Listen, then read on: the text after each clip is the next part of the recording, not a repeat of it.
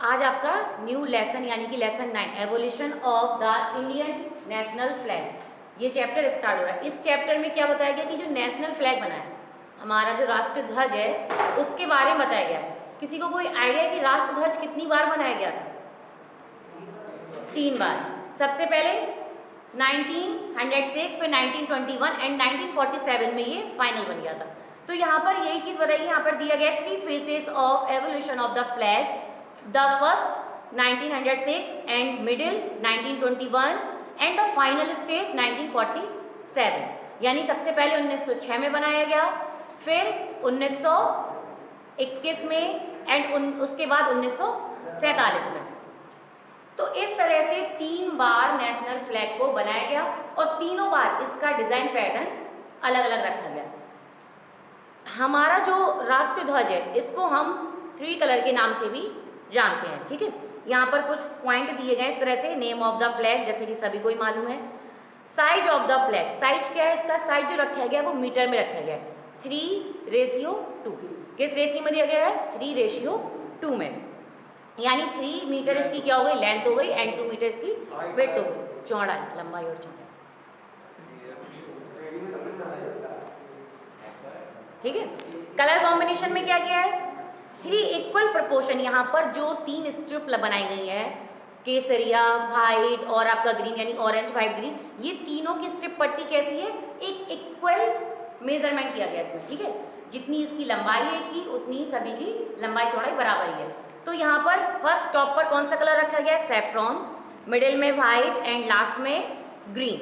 And इसके बीच में एक 24 लाइंस का अशोका चक्र भी बनाया गया है, जिसको अशोका चक्र के अलावा धर्म चक्र के नाम से भी जानते हैं। लेकिन अगर आप धम्म चक्र लिखोगे तो इस पे लिखोगे DHALLA, ठीक है, धम्मा चक्र। मतलब आर इसमें क्या है? साइलेंट रहता है, वैसे क्या है? धर्म चक्र के नाम से। एंड इसमें जो 24 लाइंस बनी हैं चक्र के अंदर, ये किस चीज़ को इंडिकेट करती हैं? मैं लास्ट टाइम भी बता चुकी हूँ, 11th में एक बार मैंने थोड़ा सा ऐसे हिंट दिया था। जो 24 जो लाइंस बनाई गई हैं इसमें, ये हमारे जो 24 आवर्स होते हैं, 24 जो आपका गायत्री मंत्र है उसमें 24 भी वर्ड्स हैं, तो ये सारी चीज़ें उससे इंडिकेट हैं। 24 ऋषि हैं उनसे भी इंडिकेट करती हैं, ठीक है। तो इस चैप्टर में तो अभी ये चीज़ नहीं दी गई है, एक पुरानी बुक है उसमें ये सारी चीज़ बताई गई है, अगर लास्ट में होगा तो बता दूँगी। वैसे ये आ जाता है क्वेश्चन 2017, 18, 16 में अगर कोई पेपर उठा के देखना तो उसमें एक एक चीज़ पूछी गई है कि सैफ्रॉन कलर किस चीज़ को इंडिकेट करता है, वाइट कलर किस चीज़ को इंडिकेट करता है, ग्रीन कलर किस चीज़ को इंडिकेट करता है, एंड 24 जो धर्म चक्र बना है, अशोका चक्र बना है, उसकी जो 24 लाइन्स है वो किस चीज़ को इंडिकेट करती है। तो ये सारी चीज़ें बताई गई हैं। तो 24 लाइन्स किसको इंडिकेट करती हैं? और जो गायत्री मंत्र उससे 24 ऋषि मुनि है उनसे, ठीक है। तो ये इस एक तरह से ये सारी चीज़ें उस पर डिपेंड करती हैं। देखो यहाँ पे लिखा भी है लास्ट में, part of the flag 24 spokes represent 24 hours of a day. सिर्फ इसमें एक लाइन दी गई है, बाकी की नहीं दी गई है। Indian national flag 3 colour is a glory of Indian people and a symbol of the their international identity. तो ये जो इंडियन नेशनल फ्लैग बना है, जो राष्ट्रीय ध्वज बना है, ये एक तरह से लोगों के लिए क्या हो गया? उनका एक राष्ट्रीय चिन्ह हो गया, सिंबल हो गया कि नहीं हो गया? तो क्या हो गया? राष्ट्रीय चिन्ह हो गया। The ratio of the length and width the national flag is 3:2। This flag is a made up of 3 proportional. इसको 3 प्रोपोर्शनल में बनाया गया है। हॉरिजेंटल कलर्ड स्ट्रिप, और जो कलर्ड स्ट्रिप यानी जो उसकी पट्टियां बनाई गई वो किस शेप में है? हॉरिजेंटल शेप में।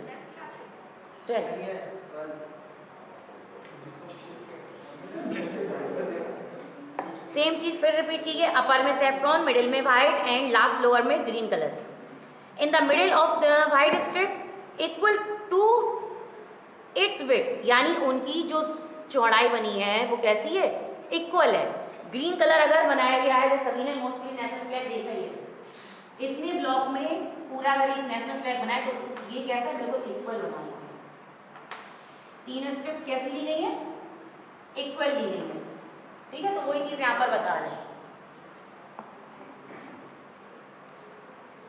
बीच में एक धर्म चक्र बना है जिसको अशोका चक्र के नाम से भी जानते हो। ये किस कलर से बना है? डार्क ब्लू कलर से। मोस्टली ज़्यादातर हम लोग जब छोटे थे तो उसको डार्क पर्पल कलर से भी बनाते थे। किस किसने बनाया है? नहीं बनाया है? बहुत से बच्चे इसको पर्पल कलर से भी बनाते हैं। There is a symbolic meaning of the colour. यहाँ पर जो कलर यूज किए गए हैं इनका अपना अपना एक क्या है, मीन्स निकलता है, अपना अपना एक मतलब है, और ये किसी ना किसी सिंबल को इंडिकेट करते हैं। Such as Indian saffron colour is the symbol of dare and sacrifice. तो जो सैफ्रॉन कलर है वो किसको इंडिकेट करता है? सेक्रीफाइस यानी किसी चीज के लिए बलिदान देना, एंड डेयर यानी किसी चीज को करना। तो उन चीजों को क्या करता है? इंडिकेट करता है। White colour symbol is the truth and honesty. जो व्हाइट कलर है वो किसको इंडिकेट करता है? ईमानदारी को और सच्चाई को। And the peace and the Indian green colours is the symbol of prosperity and happiness. किसको इंडिकेट करता है? प्रॉस्पेरिटी एंड हैप्पीनेस को। तो इस तरह से ये तीनों कलर किसी ना किसी उद्देश्य से लिए गए। ऐसा नहीं है कि कोई भी कलर में कैसी बनी है।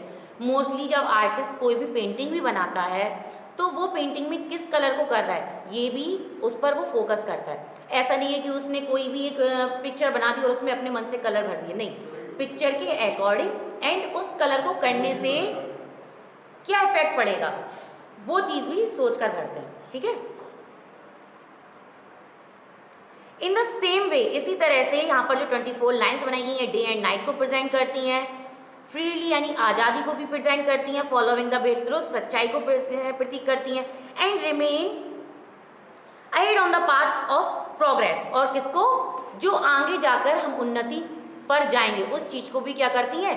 इंडिकेट करती हैं, आइडेंट वो शो करती हैं।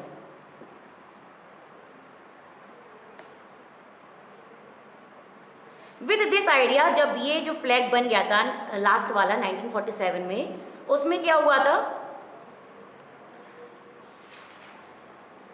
द अशोका चक्र has given place in the middle part of the flag. इससे पहले जो 1906 में फ्लैग बना था उसमें मिडिल पार्ट में अशोका चक्र नहीं था, उसमें क्या लिखा था? वंदे मातरम, और उसका कलर भी चेंज था, मिडिल में येलो की जगह व्हाइट की जगह येलो था, इस तरह से। ठीक है, इस तरह से बनाया गया था। पर बाद में अशोका चक्र को इसकी जगह पर बना दिया गया, जो किसको रिप्रेजेंट करती है? 24 spokes represent 24 hours of the day, यानी जो 24 लाइन्स बनी है वो 24 आवर्स को, घंटों को प्रेजेंट करती हैं। The shape of the flag approved by Indian constitute committee as the Indian national flag. जो कांग्रेस की टीम थी, क्योंकि एक पूरा यूनिटी बन गई थी।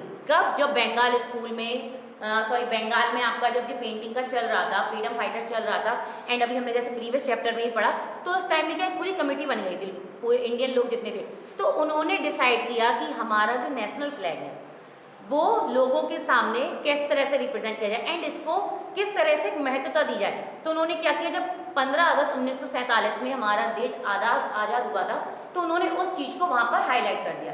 एंड न्यू दिल्ली में जो रेड फोर्ट है, लाल किला है, वहाँ पर सबसे पहले जो प्रधानमंत्री हुआ करते थे उसको वो फैलाने लगे, ठीक है, होस्टेड करने लगे उसको। तो इस तरह से सबसे पहले जो नेशनल फ्लैग है वो लोगों के सामने कब प्रेजेंट किया गया? 15 अगस्त 1947 यानी 15 अगस्त 1947 को किया गया। एंड ये बनकर कब तैयार हो गया था?